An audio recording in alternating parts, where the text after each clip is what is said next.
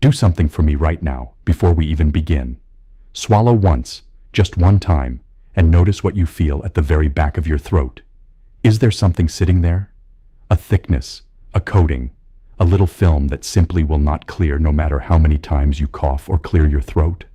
If you are nodding, I want you to know that you are not imagining it, and you are certainly not alone. Millions of people over 60 wake up every single morning to that same heavy, sticky feeling in the throat, reaching for water, clearing and clearing and clearing, and quietly wondering if this is just what getting older feels like now. But here is the truth that almost no one has told you. That mucus is not random, and it is not simply your age. Your throat is trying to tell you something specific, and in the next few minutes, I am going to teach you exactly how to listen. I am Dr. Daniel Mercer. For more than 18 years, I have practiced internal medicine, sitting across the desk from older adults who came in tired and frustrated, handed a bag of lozenges and told to drink more water, when the real reason for their throat trouble was never once explained to them.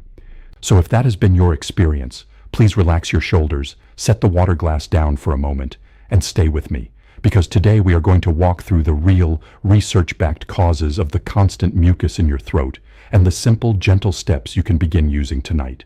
Before we go any further, if plain, honest health talk like this is useful to you, take one quiet second to like this video and subscribe to the channel. It genuinely helps me reach more people over 60 who are dealing with this very thing, and it costs you nothing at all.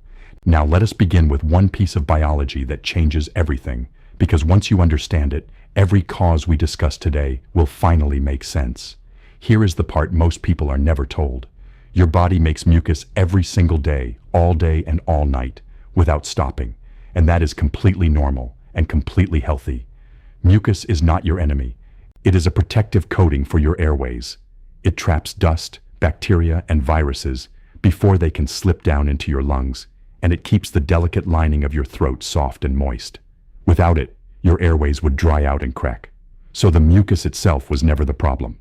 The problem is what happens to that mucus as we grow older. Picture a moving staircase, the kind you see at the airport, quietly carrying everything along without you ever having to think about it. The lining of your airways works the same way. It is covered in millions of tiny hairs, far too small to see, and they sweep gently and constantly, moving the mucus up and away so it never has a chance to pool and gather. When you were 40, that staircase ran fast and smooth. Mucus was cleared almost the moment it formed. But as we age, that sweeping motion slows down. The little hairs beat less often, and mucus that would have been swept clear in seconds at 40 now lingers for hours at 65 or 70. So anything that nudges your body toward making a little extra mucus is going to hit harder and last far longer in an older body than in a young one. That is not a complaint about aging. It is simply how the body works, and it is the foundation for everything else today. So let me walk you through the real causes, and I want you to listen closely, because more often than not, 2 or 3 of these are quietly working together inside you at the same time. The first cause is the one I most want you to pay attention to, because in my experience, it is the single most commonly missed reason for stubborn throat mucus in older adults. It is called silent reflux. Now, almost everyone knows the loud version of reflux. Heartburn, that burning feeling in the chest after a heavy meal.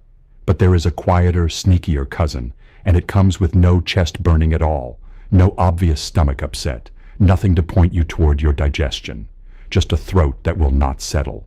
Here is what is happening.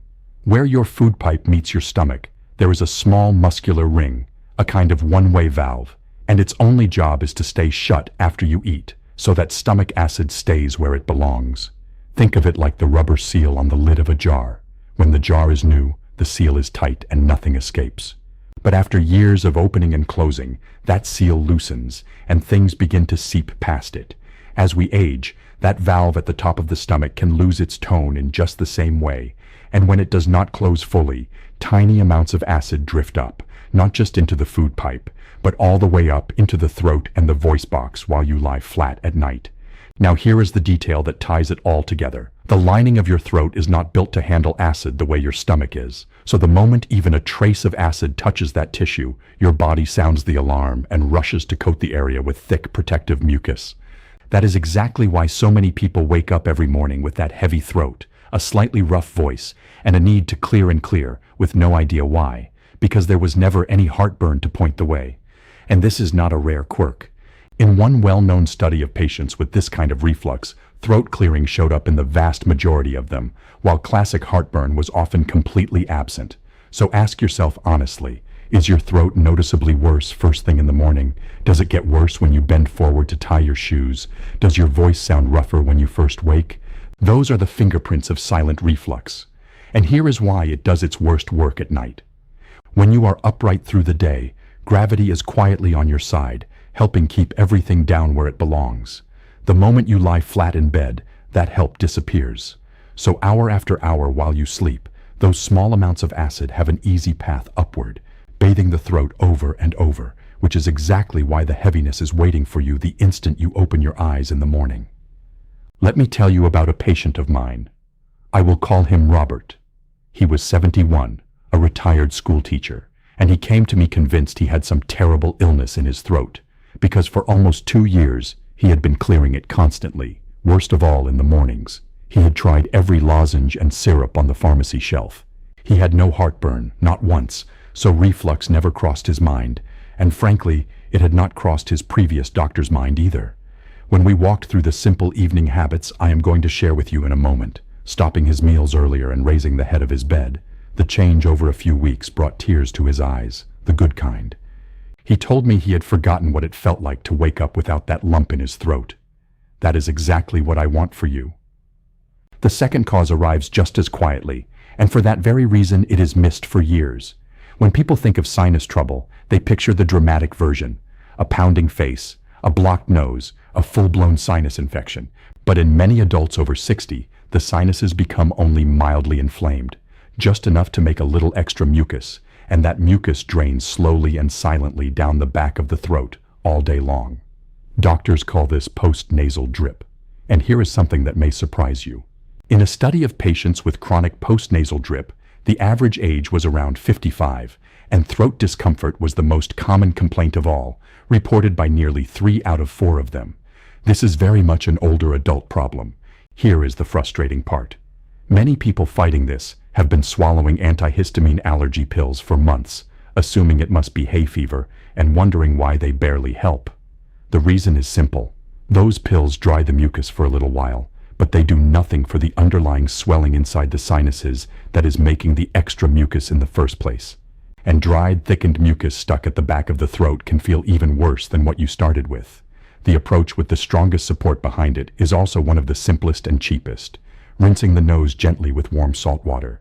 A simple saline rinse physically washes away the inflammatory mucus, calms the swelling, and helps that little moving staircase we talked about do its job again. The single most important word here is consistency. One rinse gives you one good day. Daily rinsing, done gently and correctly, builds up real, lasting relief. I will give you the exact method shortly. The third cause is the one that draws the most surprise from my patients, because it is something they take faithfully every single day and would never think to question. Their medications. There is a common family of blood pressure pills, and these are good and important medicines that help a great many people. But this particular family carries a well-recognized side effect. In some people who take them, they cause a dry, tickling irritation in the throat and a constant urge to clear it, or a nagging dry cough. This is not an allergy. It is simply how the medicine works, and some throats are more sensitive to it than others. Here is the detail that makes this connection so easy to miss. The throat irritation can show up weeks, even months, after you start the pill. So if you began a blood pressure medicine 8 months ago and your throat started bothering you 6 months ago, you might never connect the two. But that delay is exactly the pattern doctors recognize. Now please hear me carefully on this. Do not ever stop or change a blood pressure medication on your own. That is genuinely important. Instead, write down a simple timeline when your throat trouble began and when you last started or changed a medicine, and take it to your own doctor or pharmacist. If it turns out to be one of these pills, there are other excellent blood pressure medicines that work just as well without this effect, and your doctor can guide that change safely. That conversation is well worth having. The fourth cause surprises people because it feels too simple to matter. Hydration. But let me give you the real reason behind it. Your mucus is mostly water. Whether it stays thin and easy to clear, or turns thick and sticky and stubborn, depends almost entirely on how well hydrated the surrounding tissue is. Think of honey straight from a warm jar, pouring easily, against honey left in a cold cupboard, thick and slow and clinging to the spoon. It is the very same substance, behaving in completely different ways. Your mucus is exactly like that. And here is the wrinkle that matters so much for older adults. As we age, the thirst signal becomes far less reliable. A younger person feels thirsty long before they are truly low on water, but in an older body, that early warning grows quiet. You can be dehydrated enough to thicken your mucus and bother your throat all day without ever feeling especially thirsty. So if you wait to feel thirsty before you drink, you are always running a step behind. The fix is not to gulp down enormous amounts of water, but to sip steadily and deliberately through the day before thirst ever arrives. Water, herbal teas, soups, and water-rich foods like cucumber and melon all count toward keeping that mucus thin and moving. The fifth cause is one I rarely hear discussed, and I think that is a real gap, because for some older adults, the root of the throat problem is not in the throat, the sinuses, or even the stomach. It begins in the gut. Your digestive system and your airways are more connected than most people realize, both wired into the same immune system. The trillions of helpful bacteria living in your gut help keep that immune system calm and balanced. When that balance is thrown off by years of a low-fiber diet, repeated rounds of antibiotics, high sugar, or long stretches of stress, the immune system can become more reactive, and that low-grade reactivity can show up as extra mucus and irritation in the airways.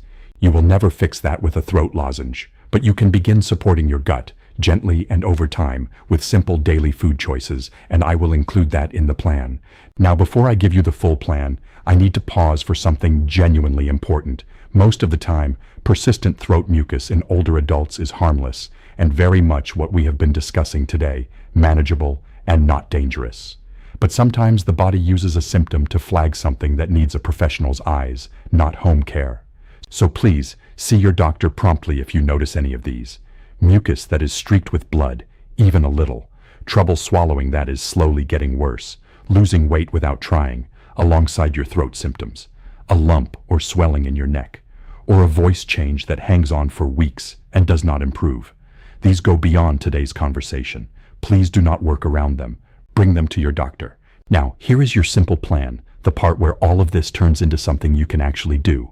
Tonight, finish eating at least 3 hours before you lie down, so your stomach is settled and that valve at the top is not under pressure when you stretch out flat. Raise the head of your bed just slightly, not with a stack of pillows under your head, which only bends your neck, but with a firm wedge or a couple of sturdy blocks under the legs at the head of the bed, so gravity gently keeps acid where it belongs through the night. Before sleep, sip a glass of warm water to keep your mucus thin overnight. And tomorrow morning, before your coffee, drink 1 or 2 glasses of plain warm water to loosen the overnight buildup before it becomes your whole morning. That one habit costs nothing and is one of the most reliably helpful changes my patients make. This week, pick up a simple saline rinse bottle or neti pot from the pharmacy. Use water that has been boiled and cooled to comfortably warm, never straight from the tap. Add the small premixed salt packet that comes with it, and rinse gently once a day, ideally in the morning. Give it 2 full weeks of daily use before you judge it, because consistency is what separates the people it helps from the people who quit too soon. And book a visit to review your medicine list against your throat symptoms, timeline in hand. Remember, never change a medication yourself, but do ask the question. For your gut, add 1 small serving of a fermented food each day, plain live culture yogurt, a little kefir, or a spoon of sauerkraut, and lean toward more fiber from vegetables, beans, and whole grains. This is a slow, steady strategy, not an overnight fix, but slow strategies are the ones that actually change your baseline. And keep water within reach in every room where you spend time, so sipping becomes automatic. Let me give you the one small trick that turns all of this from a good idea into a habit that actually sticks, because knowing what to do and doing it every night are 2 very different things. The secret is to attach each new step to something you already do without thinking. You already brush your teeth at night, so let that be your signal to fill the glass of warm water beside the bed. You already make your coffee in the morning, so let switching on the kettle be your reminder to drink your warm water first, before the coffee. You are not adding chores to your day. You are quietly folding small, healthy actions into moments that already exist. That is how a habit lasts long enough to actually change how your throat feels. A quick, honest word on the home remedies you have probably tried. Honey is genuinely soothing to an irritated throat and is perfectly fine to use, though it does not address any of the 5 real causes. And let me put one stubborn myth to rest. Dairy does not create mucus out of nothing. The science simply does not support that. Some people do feel that milk gives existing mucus a thicker, coated feeling for a short while, and if you notice that pattern in yourself, a 2 or 3 week trial without it does no harm. But you do not need to fear a glass of milk as some mucus-making villain. It is not. So let me bring this all together for you. That stubborn mucus at the back of your throat has a reason, and usually more than one. Silent reflux drifting up while you sleep, with no heartburn to warn you. Post-nasal drip from quiet, low-level sinus swelling. A blood pressure medicine that may be irritating your throat, to ask your doctor about, never to stop on your own. A slow, hidden dehydration sitting just below thirst, and a gut quietly sending irritation signals to your airways. Not one of these is something you simply have to live with. Each one has a gentle, practical first step, and almost none of them require a prescription to begin. If someone once told you this is just getting older and you will have to live with it, I hope today gave you a very different lens. You are not just aging. You are dealing with specific, identifiable, fixable physiology, and you deserve to understand it. If this was helpful, please subscribe and stay with us here. This channel exists to help you read your body's signals and stay strong, clear, and independent well past 60, and I would be honored to be a small part of that.